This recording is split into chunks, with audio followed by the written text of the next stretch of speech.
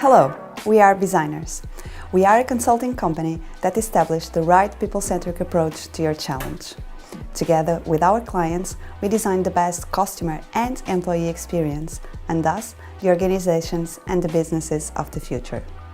In these employee experience talks, we will share the vision and the experience of some experts from high-profile companies that are implementing employee experience inside their organizations.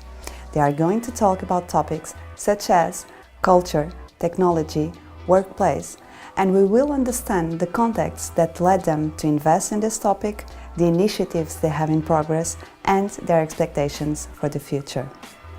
Enjoy!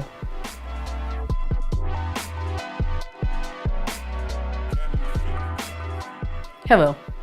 Today we are going to speak about humanizing organization and emotion. Because when we design experience, we are designing a journey of emotion. To help us to discuss this subject, we have with us Njiza. She has more than 15 years experience in banking sector, but is also a coach. She has a privileged view, not only in different sectors, but is also really connected with employees. She is listening their frustration and wishes for years. Welcome, Njiza. Thank you, Susana. The first question that I have for you is about emotion and business. How these two connect?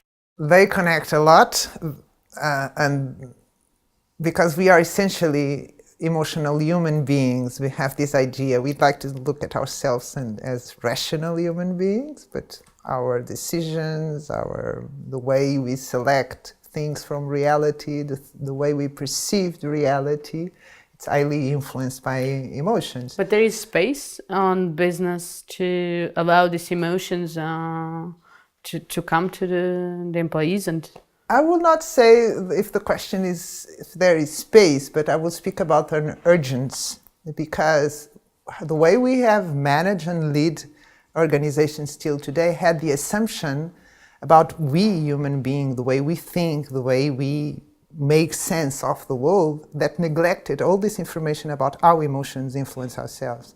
So I will not say that if there is space for this, I will ask if there is capacity for this, but I definitely will not question the need to do this and to bring this subject into the organization. Does the organization have to design process or ways to embody emotions in their day-to-day? Yeah, there's definitely the stage of designing for that, but there's also a previous stage in terms of getting used to and really integrate this notion of we as emotional human beings. And then there's a lot of rituals and there's a lot of practices and processes. Can you give us some example? Oh, there's a simple one which we use in participatory leadership. It's really just a simple ritual of check-in. And the difference is, before starting a meeting, you have to devote a few minutes to understand how people are. And why does this make the difference? Imagine that I wake up this morning and something very valuable for me broke. And I'm going to use the expression, pissed off with this. And I go to this meeting and I'm still struggling with this emotion.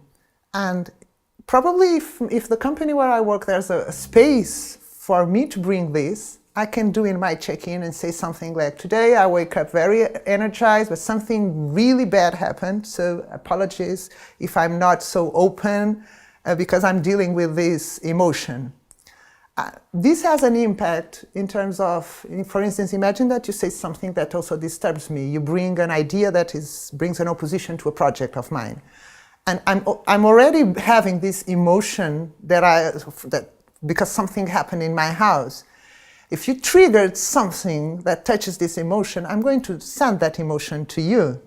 And you are going to receive it as yours and as an aggression towards you. If you know that something happened before and that is at the base of this emotion, you will probably not relate so personally to the way I'm present in that meeting. How this makes a difference? You are able to communicate with the other does not shut down. But you say, so that is a way of designing the communication, very simple way of designing a communication. So you say that we have this image that emotions are like fluffy, But you say that it has value, in your experience have value on productivity, on teams. Can you explain us a bit better? Emotion is a product, it's something it's created by me after I have experienced something, being in my inner world or in the outer world. So this brings information. For instance, knowing the impact, the emotional impact of some decision that I made in my group, it's relevant in terms of knowing what type of, I like to give this example. A team decides that my software will have the button on the left side, on the right side. But normally I work with the button in my left side.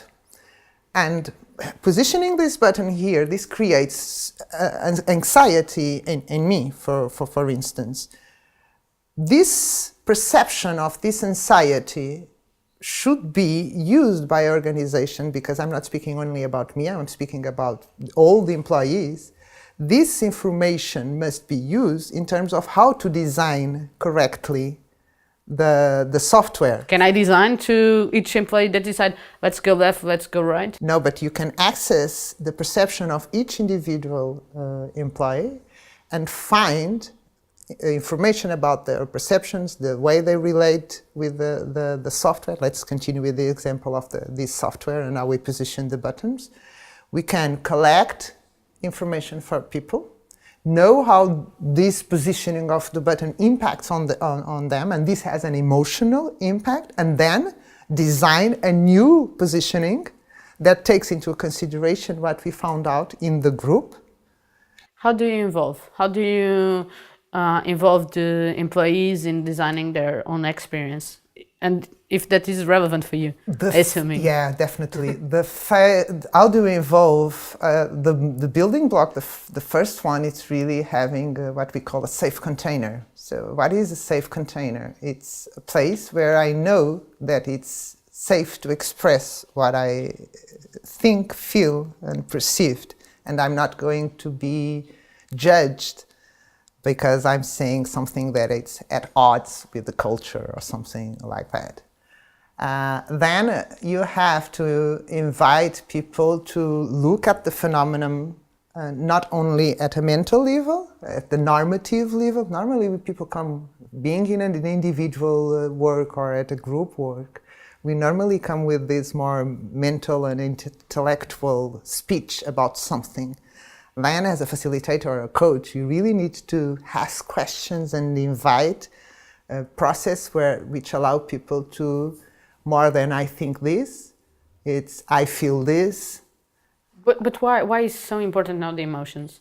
What changed to bring emotions and to have the leadership talking about emotions? You do not have cognitive processes, the way we produce knowledge, without emotions. That's what neuroscience gives you. You have since middle 90s, the work of Daniel Goleman, for instance, and we have a lot, much more, but just pick up this example, that the performance of employees, our individual performance is highly influenced by emotions. I will pick up two main emotions. The human beings are driven by what I dream of, what I want, what makes me happy, and are driven to get away from what makes me feel afraid or what I avoid. So we are just speaking about these two basic emotions, what I love and what I fear. And all my responses are going to be conditioned to avoid this and to search for this. Even in the work. In everything, you cannot, that's interesting you saying that, because one of the things that I mentioned is we look at the employee as a very fragmented human being. So you have these words, oh, you don't mix personal things and professional things. I'm only one. No, I like to say if I wake up in the morning, I'm going to work. Let me leave Njiza, the mother, or Njiza, the daughter, or Njiza, the friend, or whatever, and let me go to my work only with Njiza professional. No, and even my creative and all my value to the company is highly dependent of all my life experiences. For instance, I work at innovation projects a lot. it is my experience as a buyer or as a friend or as a family member or someone who has abundance or someone that has scarcity or whatever. It is all this that makes me valuable to the company. Just to finish, can you give an advice for the leaders that have an organization and have employees? How can they, one tip, what they can start doing to deliver a better experience to their employees? There's a lot of elements, but I like the most important and the most challenging, the courage to show themselves as human beings. And this has a lot to do with being an example for others to be present as fully human beings. So the major investment, I would say, is to invest in themselves in terms of their own ability to know their emotions and relate with them, and create create space, maybe? Create a space, opportunities? Opportunities. I would call them what we do, one of the models that I use, sensing journeys. So start some sensing journeys within themselves and within the organization. Thank you, Njiza, to be with us.